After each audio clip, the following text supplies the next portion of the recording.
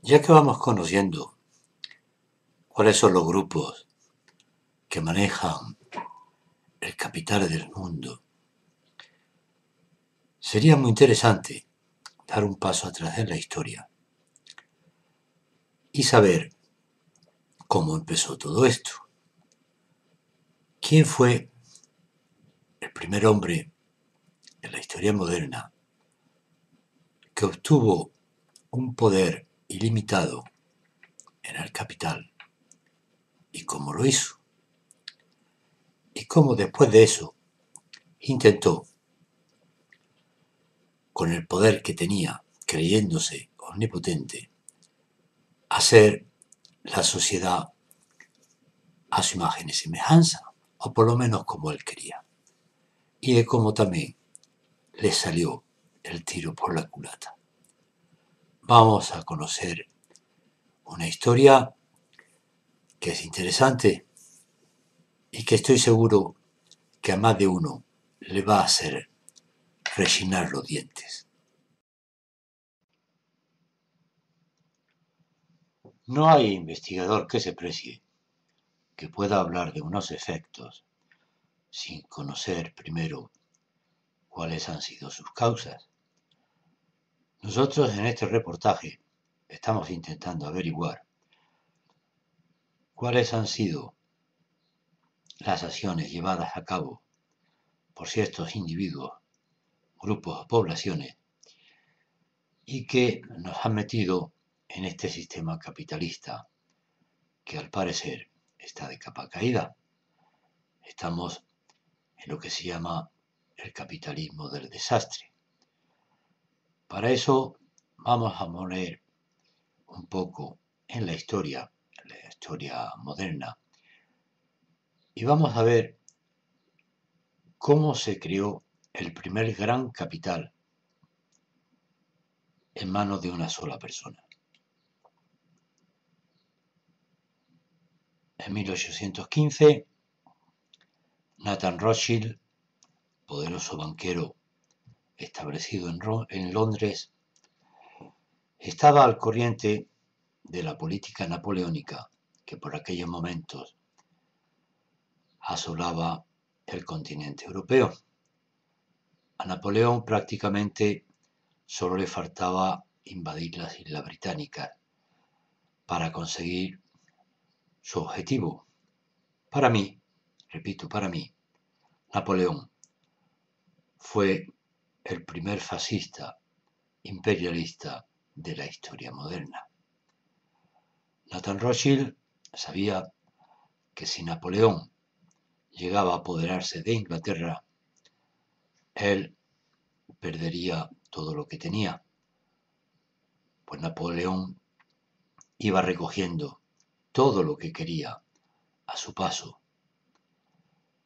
en cualquier país de los que había invadido. Una de las últimas oportunidades que tuvo Nathan Rothschild de frenar a Napoleón fue patrocinando la expedición del duque de Wellington en la batalla de Waterloo.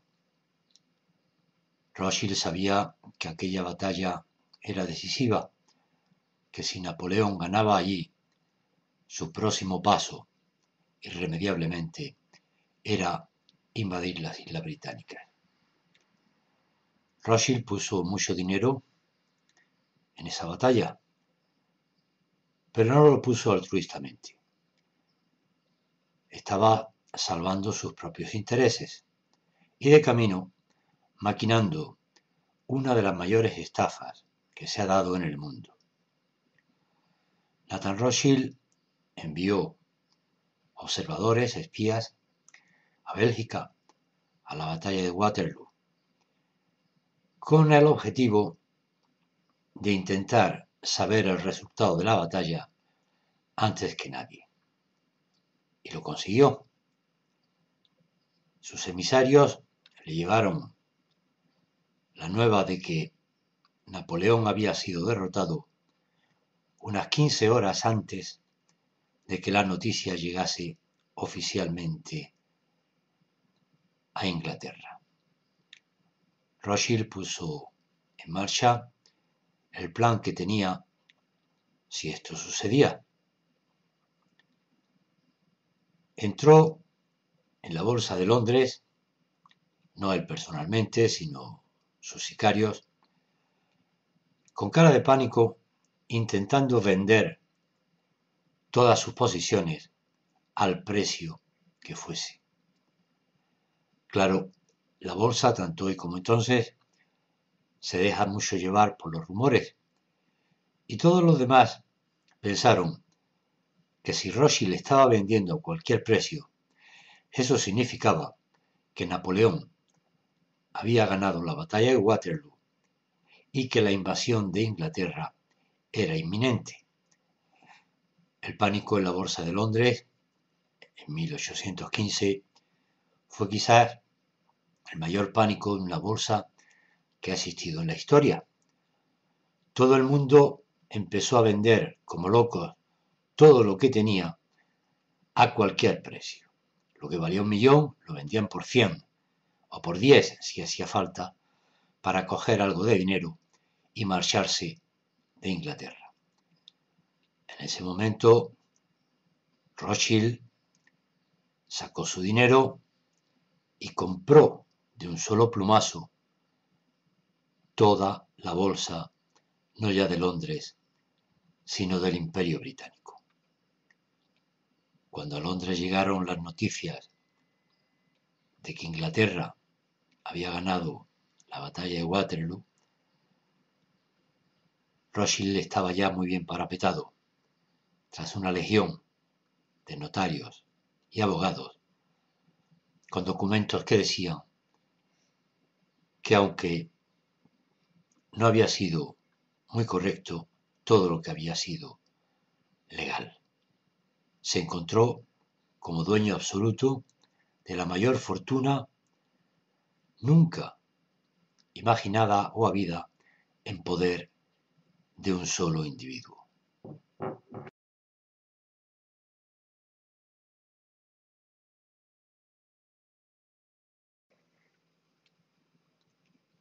Después de este enriquecimiento legal, aunque no ético,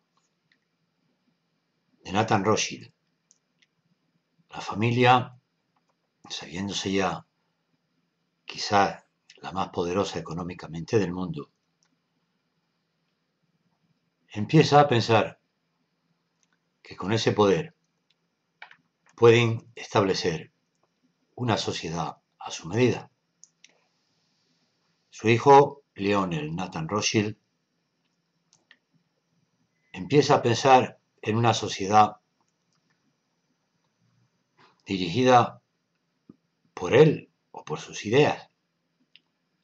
En un paréntesis os diré que la familia Rothschild en realidad se llama Bauer, que es un apellido judío. Pues bien, Lionel Nathan Rothschild conocía, dicen que de alguna manera estaba emparentado con Carlos Marx, que por cierto tampoco se llamaba Marx, se llamaba Mordecai y era de origen judío también. Carlos Marx, junto con Friedrich Engels, eran dos intelectuales universitarios, profesores, muy comprometidos con el bienestar social. Nada de acuerdo con el gran capital que lo dominaba todo. Y esto es una gran paradoja, puesto que entre estos dos personajes, Lionel Nathan Rothschild y Carlos Marx, hay una amistad o un parentesco, según dice alguien, que lo lleva a estar unidos durante un tiempo. Rothschild sabía de las ideas socialistas de Carlos Marx y hace con él un trato.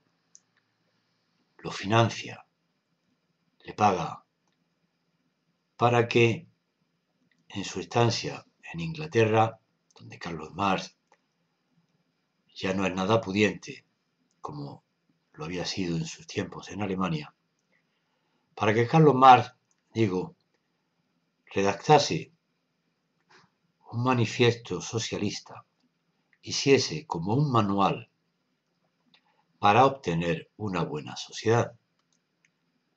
Lo llevan a cabo entre Carlos Marx y Friedrich Engels. Sale el manifiesto comunista. Y Lionel Nathan Rothschild pretende llevar a cabo esas ideas tanto en Inglaterra como en Alemania. Esto es algo poco conocido y algo que quizás le chirríe a algunos políticos actuales, pero fue así. Rothschild le pagó a Carlos Marx y a Engels para que hiciesen el manual de la perfecta sociedad. Pero con el devenir del tiempo, y como esto en un pueblo no se puede instaurar de un día para otro,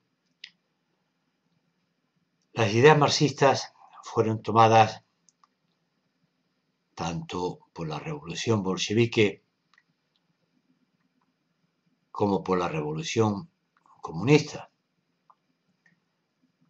Tenemos a Trotsky en Rusia, que en realidad tampoco se llamaba Trotsky, se llamaba Bronstein y también era de origen judío, como Rothschild, como Carlos Marx. Tenemos a Lenin, que junto con Trotsky cogieron el marxismo y lo adaptaron a su propia conveniencia, sobre todo Lenin. Trotsky salió mal parado de esta formación. Lenin ganó, incluso mandó a asesinar a Trotsky. Mao, en China, este no es judío de verdad. También cogió el marxismo con un poco de leninismo, lo adaptó a su pueblo y a sus propios intereses. Visto esto, visto lo grandes que eran los territorios y las poblaciones que se habían adueñado del marxismo y lo habían desvirtuado, la idea de Rothschild ya no es factible. Queda un resto en Europa que es el llamado eurocomunismo, pero que no cuaja en ningún sitio y la verdad nunca ha podido hacer nada en absoluto.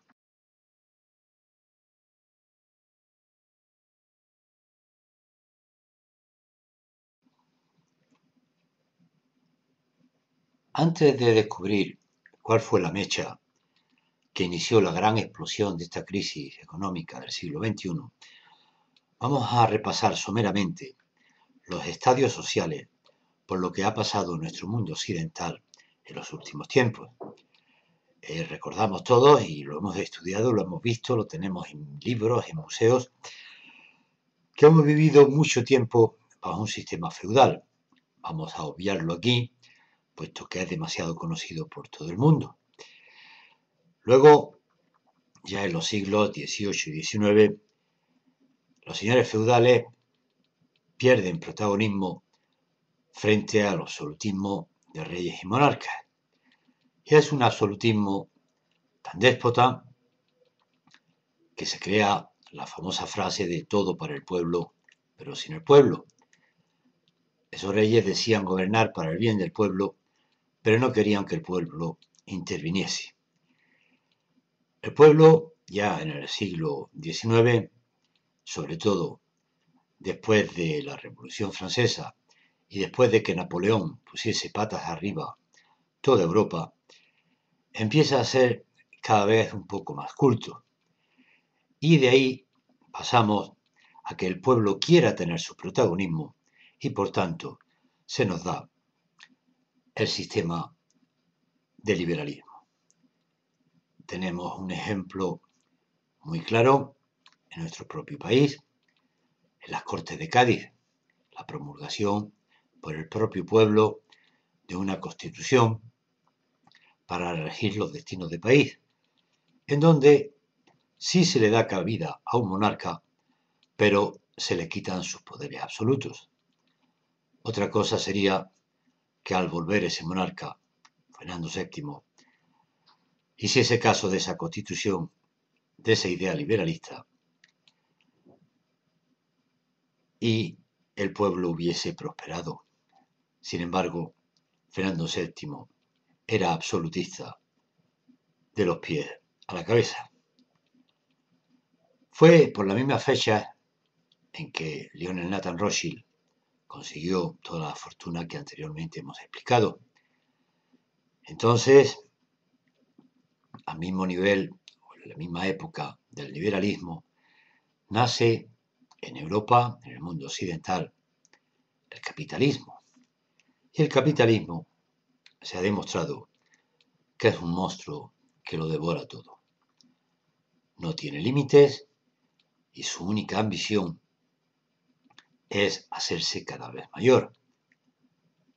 En Norteamérica hay un dicho que dice: "The name of the game is make money".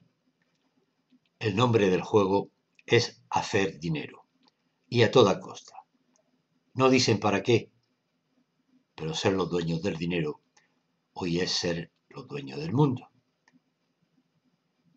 Por suerte o por desgracia, a principios del siglo XX, al capitalismo le nace un antagonista bastante poderoso, el comunismo, y se implanta en los dos países más grandes que había en nuestro continente, tanto en Rusia, que además atrae a todos los países que había a su alrededor, llegando a ser la Unión Soviética, tanto en China, que después de una larga guerra civil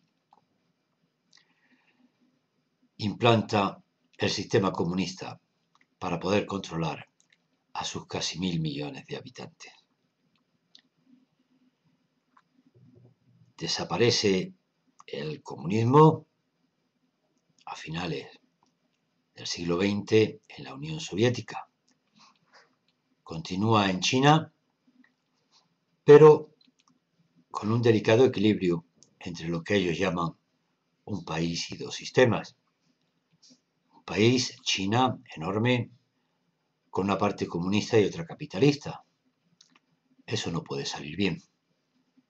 Hoy, a principios del siglo XXI, de los más de 1.000 millones de habitantes que hay en China, se dice que hay unos 300 millones de millonarios.